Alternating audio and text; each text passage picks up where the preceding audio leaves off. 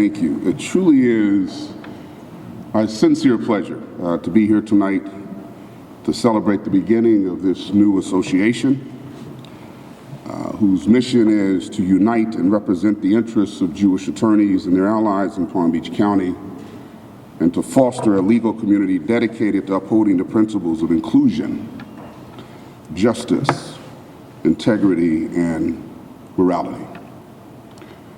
As you all know, and as Gary alluded to, anti-Semitism is on the rise.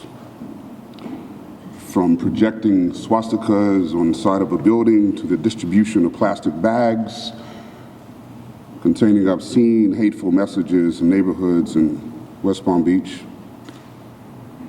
to pro-Palestinian demonstrations which often spill over into vile anti-Semitic chants. Those demonstrations occurring in our cities and on our college campuses. Anti-Semitism is on the rise. I am proud to say that we do not tolerate hate in the city of West Palm Beach, not under my watch. After the display of a swastika on a building downtown, the city acted swiftly and proposed and passed unanimously an ordinance that criminalizes projecting images onto a building without the owner's permission. Those who violate the ordinance would be jailed for up to 60 days and face a fine up to $500. Shortly thereafter, the county passed a similar ordinance.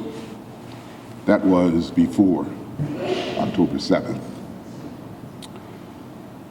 The events of October 7th hit me personally. Back in March 2022, I had the pleasure of traveling to Israel with a group of mayors. This trip was sponsored by the nonprofit American Jewish Committee. One of our stops was visiting a kibbutz near the Gaza Strip. Tragically, that very kibbutz, Kfar Aza, was one of the first attacked by the terrorists on October 7th, 2023.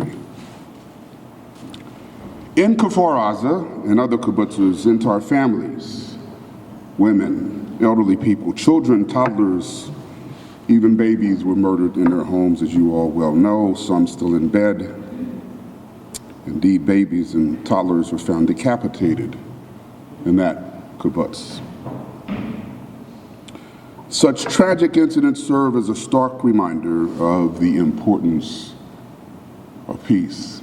On that trip, I also had occasion to visit Yad Vashem, which is the Holocaust Museum in Israel, and that left me with memories that won't go away. I have to say that that visit really demonstrated in graphic terms the struggles of the Jewish people throughout centuries. Well before the Holocaust, your ancestors were discriminated against, tortured, starved, for reasons we don't know why people would harbor such hatred against folks who don't look like them. But unfortunately, ladies and gentlemen, those days are returning here in our own country. We can no longer ignore anti-Semitism when it raises its ugly head. We have to speak out. I'm reminded of the famous quote from Martin Niemöller, the German theologian and Lutheran pastor. You all have heard it. First they came for the socialists, and I did not speak out because I was not a socialist. Then they came for the trade unionists, and I did not speak out because I was not a trade unionist.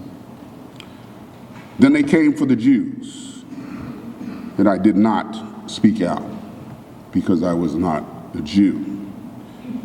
And then they came for me, and there was no one left to speak for me. We have to speak out in the face of hatred, anti-Semitism. We have no choice. Now, I would be remiss, ladies and gentlemen, if I did not make an ass of you. I need my Jewish brothers and sisters to stand with the African American community during our time of need and oppression. I now live in a state where the history of my people cannot be taught. I live in a country where our fight against historical segregation is belittled as simply an effort to achieve DEI. Those three letters, quite frankly, have now become the equivalent of a racial epithet. There remains work to be done. I'm old enough to remember the days of the civil rights movement during the 60s, when Jewish and black students stood shoulder to shoulder and marched hand in hand to fight the evils of racial oppression and segregation. Some of Dr. Martin Luther King's closest allies were Jewish. In fact, Jewish people constituted roughly 30% of the non-black allies of the civil rights movement. They volunteered to help register black voters. They protested segregated businesses, and they marched in demonstrations alongside black Americans. We need your help. I'm sure you all have heard the phrase, "We are all in this together."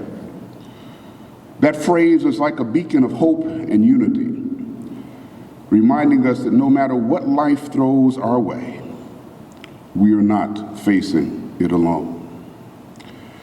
It is a comforting reminder that we've got each other's back, and that together we can conquer anything that comes our way. Together, ladies and gentlemen, let us continue to stand up against the evils of hatred, anti-Semitism, misogyny, racism. Because if we don't speak up, one day they will come for us, and there will be no one to speak up for us. Thank you very much for your time. Congratulations again. God bless you.